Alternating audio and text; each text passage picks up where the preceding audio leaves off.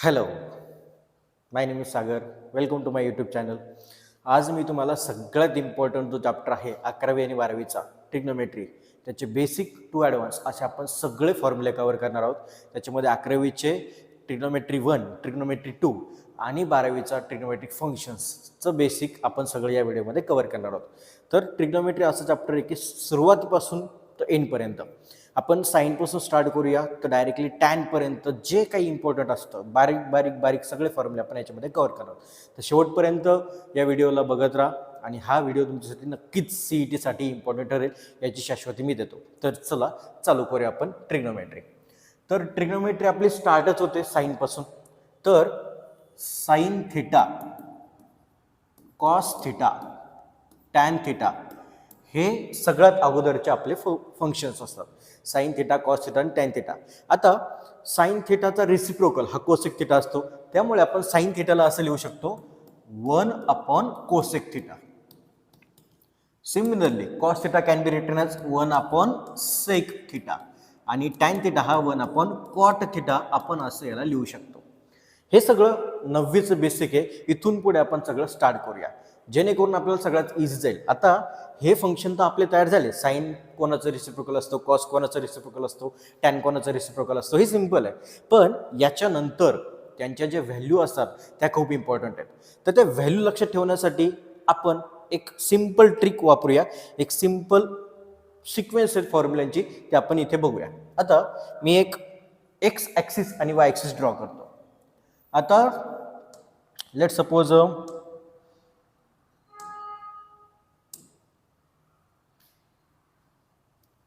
this is our y-axis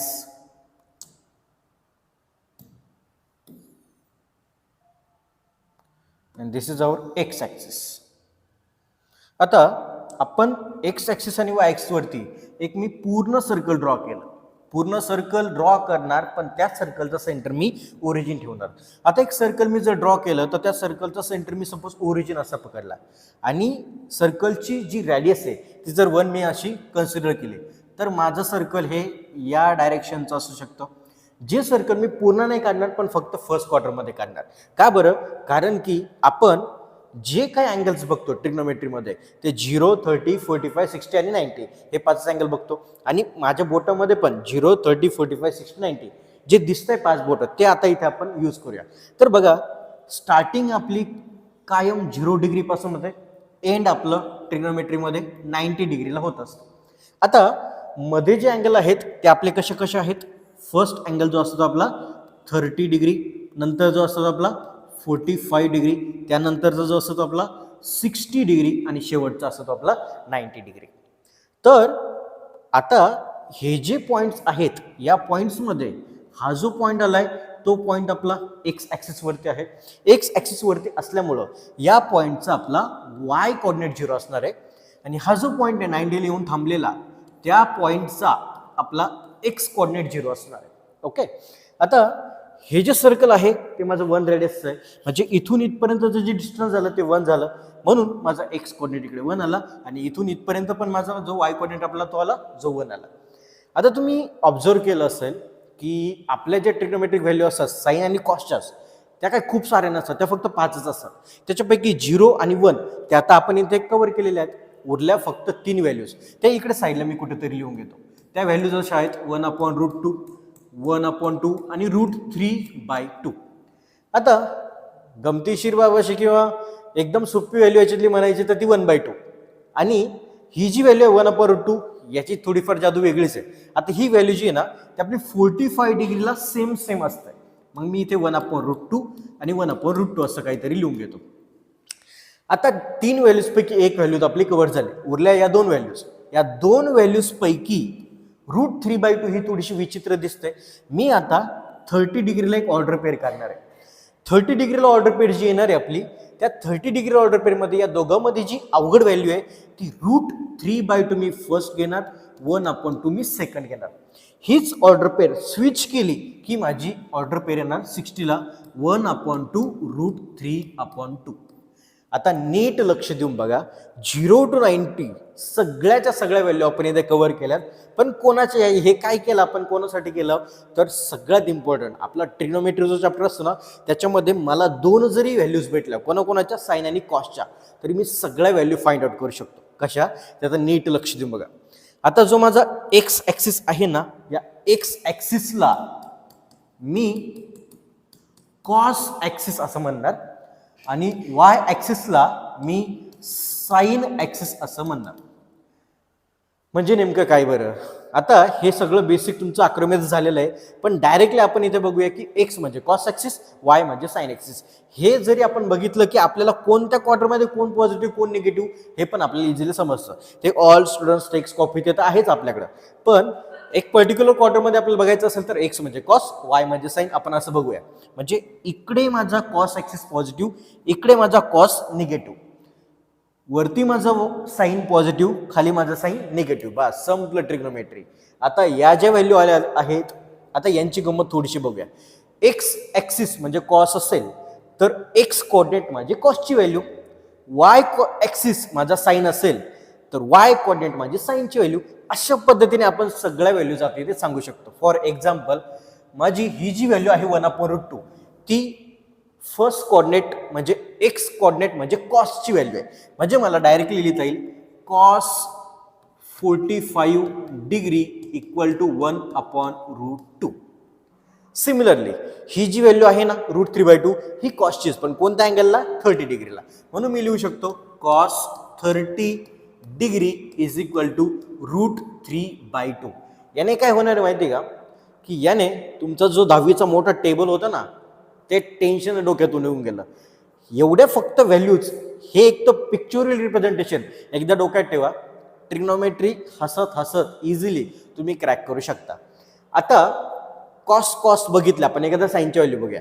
60ला साइनची value काढायची असेल तर मी वाय कोऑर्डिनेट बघणार. मग 60ला साइनची व्हॅल्यू म्हणजे साइन ऑफ 60 डिग्री माझा जो काय आलाय तो आलाय √3/2. अजून एक ऑब्झर्वेशन आपण इथे नीट बघूया. Cos 30ला √3/2, sign 60ला √3/2. 30-60चा असं काय नातं आहे बरं, अशा 30-60ला दोघांच्या व्हॅल्यू सेम आल्या, पण साइन 60 आणि कॉस 30 माझे सेम आलेले आहेत. म्हणजे दोघांची जर सम 90 असेल तर माझे व्हॅल्यूज काय येतात, सेम येतात. असं 45ला पण होतं का, बघू बरं. कॉस 45 1/√2 आहे, 45 डिग्रीमध्ये कोण ऍड केलं 90 येतं, तो 45. म्हणजे साइन 45 पण माझा काय असला पाहिजे, 1/√2च असला पाहिजे. आहे का, आहे. दोन्ही व्हॅल्यू आपल्या सेमच आहे. म्हणजे मला हे खूप इझी वाटणार आहे, हे खूप मला लक्षात ठेवायला इझी जाणार आहे. ओके, आता इथपर्यंत तर आपण बघितलं सगळं ट्रिग्नोमेट्री. पण आपल्याकडे हे साइन कॉसच नसतात, टॅन कॉट सेक कोसेक सगळे असतात. मग आपल्याला एक तर माहिती आहे कॉसचा रिसिप्रोकल सेक असतो आणि साइनचा रिसिप्रोकल कोसेक असतो. मग मला सांगा, कॉस 45 जर 1/√2 असेल तर सेक 45 डिग्री आपला काय आला, √2 आला. इझी. कॉस 30 √3/2 असेल तर कॉसचा रिसिप्रोकल सेकच येतो. सेक 30 डिग्रीची व्हॅल्यू माझी 2/√3 आली आहे. क्लिअर. इझिली सगळं आपण इझी पद्धतीने समजून घेऊ शकतो. सगळ्या गोष्टी सोप्या आहेत. कॉस सेक सेक सेक आणि कोसेकचं तर आपण साइन आणि कॉसवरनं सांगू शकतो. टॅनचा काय मॅटर आहे बरं. मग आता आपल्याला एवढं माहिती की टॅन हा आपला साइन अपॉन कॉस असा असतो. पण आता काही हरकतच नाही आपल्याकडं, साइन आणि कॉसची व्हॅल्यू आलेली आहे. दोघांचा रेशो घेतला तर टॅनची पण व्हॅल्यू भेटेल. फॉर एक्झाम्पल एखादी व्हॅल्यू आपण काढूनच बघूया. टॅन 30 जर मला काढायचं असेल, टॅन 30 डिग्री, तर मी साइन 30 अपॉन कॉस 30 काढू शकतो. साइन 30 ची व्हॅल्यू 1/2, कॉस 30 ची व्हॅल्यू √3/2. 2 gets cancel. आपलं आन्सर आलं 1/√3. That's my answer. अशा पद्धतीने आपण सगळ्या व्हॅल्यू इझिली लक्षात ठेवू शकतो. हे झालं सगळं बेसिक ट्रिग्नोमेट्री जे 10वी पर्यंत आपलं झालेलं असतं. पण 11वी-12वीला हे खूप ठिकाणी आपल्याला लागणार आहे, म्हणून आपण हे इझी पद्धतीने समजून घेतलं. आणि टेबल जर ड्रॉ करायचं असेल तुम्ही टेबलने पण ड्रॉ करू शकता, पण टेबल पूर्णच्या पूर्ण लक्षात ठेवायला खूप अवघड आहे. त्याच्याऐवजी ही जी मेथड आहे ना, ही पिक्चोरियल रिप्रेझेंटेशन आहे. म्हणजे काय, आपण जर सपोज या डायग्रामला नीट बघितलं व्हिज्युअलाइज केलं, परत परत परत त्याची प्रॅक्टिस केली, तर एकदा की ही डायग्राम जमली ना, ट्रिग्नोमेट्री आपल्याला हसत हसत कुठेच्या कुठे घेऊन जाईल. आणि खूप इझी, खूप म्हणजे खूप इझी ही मेथड. त्यामुळे ही मेथड फॉलो करा असं माझा नक्कीच आग्रह असेल. तर आता हे तर आपलं कव्हर झालं. आता आपण थोडंसं पुढे जाऊया ट्रिग्नोमेट्रीमध्ये.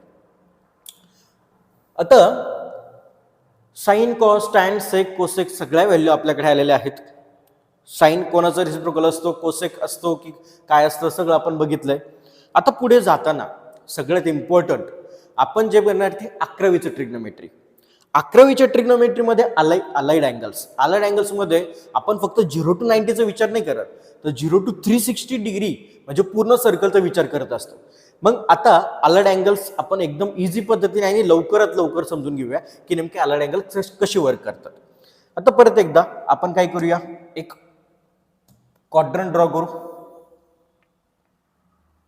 पण आता यावेळेस पूर्ण 0 to 360 आपल्याला ड्रॉ करायचा आहे. आता 0 to 360 मला ड्रॉ करायचा असेल तर स्टार्टिंग आपले 0 डिग्री पासून होते.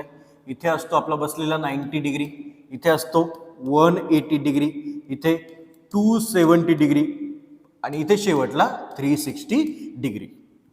आता एवढं तुम्हाला कळतं की हा फर्स्ट क्वाड्रंट, हा सेकंड, हा थर्ड आणि हा फोर्थ. खूप इझी आहे. आता या क्वाड्रंटमध्ये मी या क्वाड्रंटमध्ये अँगल दोन पद्धतीने लिहू शकतो. कोणत्या पद्धतीने नीट बघा. एक तर मी 90 मधनं एखादा अँगल सबट्रॅक्ट केला म्हणजे कमी केला तर तो पुढे जाईल की मागे? ऑब्व्हियसली मागे येणार आहे. 90 - 10 किती येत आहे? 80. 80 कुठे असेल? 90 पेक्षा कमी म्हणजे फर्स्ट क्वाड्रंटमध्ये असेल. म्हणजे एखादा अँगल जो माझा थिटा असतो त्याला मी फर्स्ट क्वाड्रंटमध्ये 90 - थिटा असंही लिहू शकतो. जो हा क्वाड्रंट आहे ना सेकंड, आता या क्वाड्रंटमध्ये अँगल आपण कोणत्या पद्धतीने लिहू शकतो? सेकंड क्वाड्रंटमध्ये आपण अँगल 90 प्लस थिटा किंवा 180 मधनं सबट्रॅक्ट केलं तर 180 मायनस थिटा असं लिहू शकतो. थर्ड क्वाड्रंटमध्ये आपण 180 प्लस थिटा किंवा 270 मायनस थिटा असं लिहू शकतो. What about fourth quadrant? Fourth quadrant easy आहे. 360 मायनस थिटा और 270 प्लस थिटा.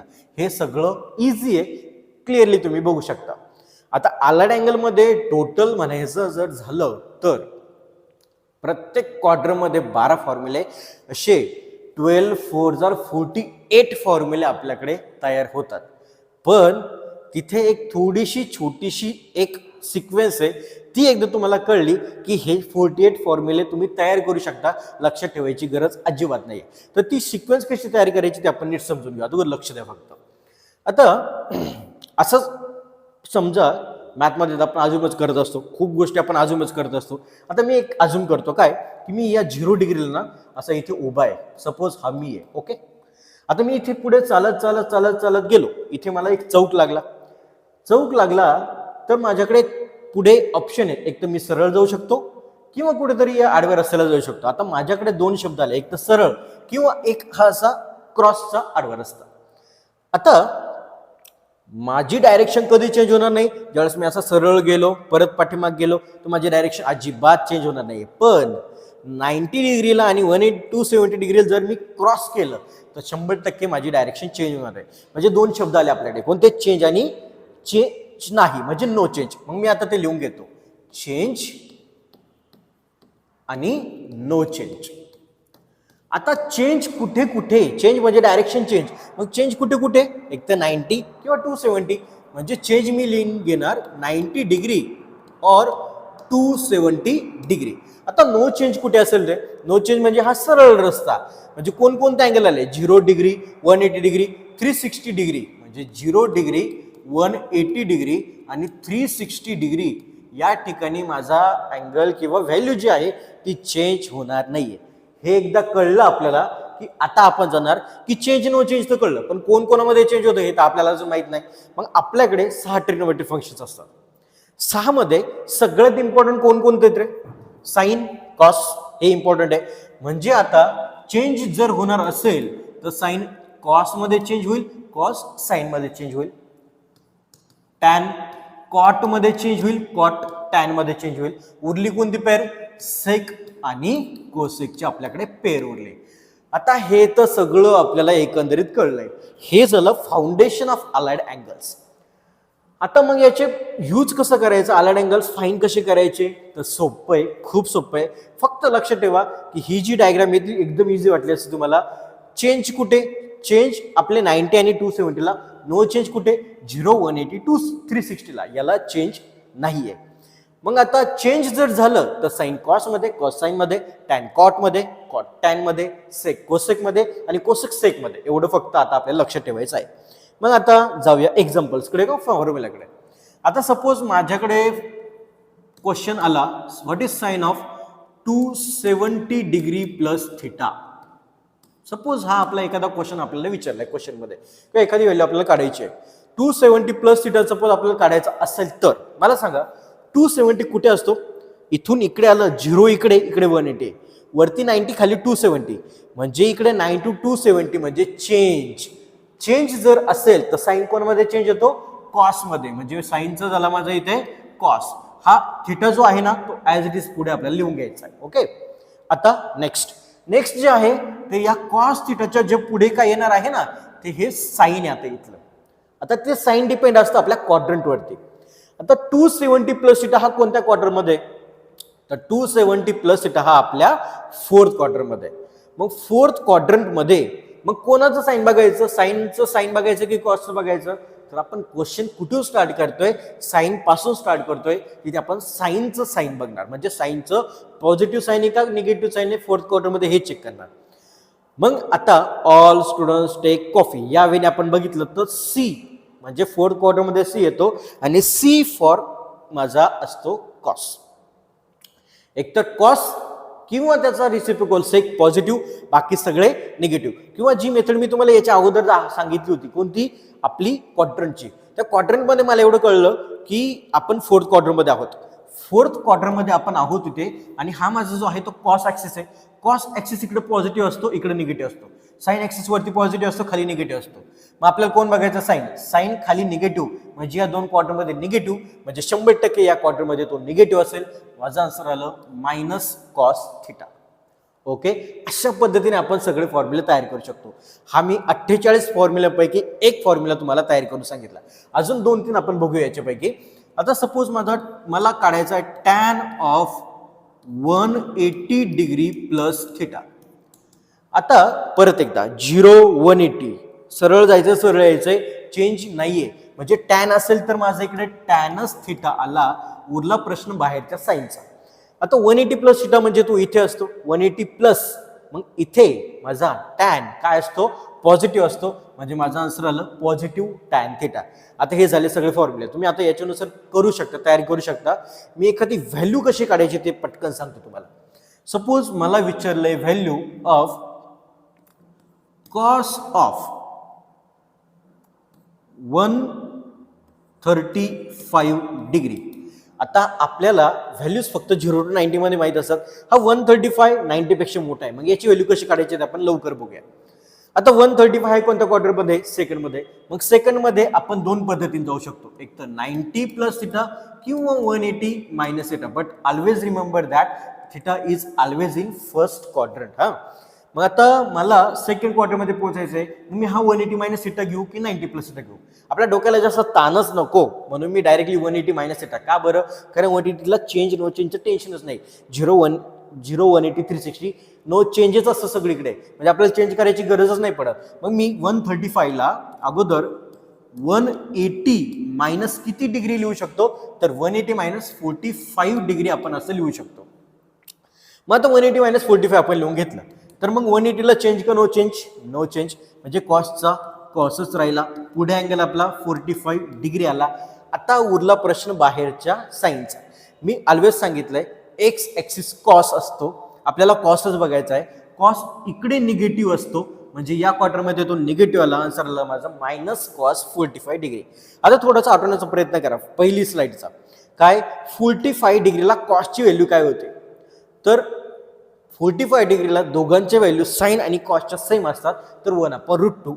माझं आन्सर आलं -1/√2.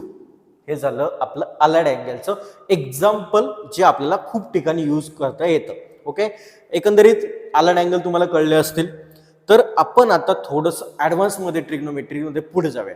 आता हे जे आपण सगळं काही बघितलं ते सगळं ट्रिगो 1 मध्ये तुम्ही शिकला असाल 11वीच्या चॅप्टरमध्ये ट्रिगो 1 मध्ये. पण आता ट्रिगो 2 खूप इम्पॉर्टंट आहे.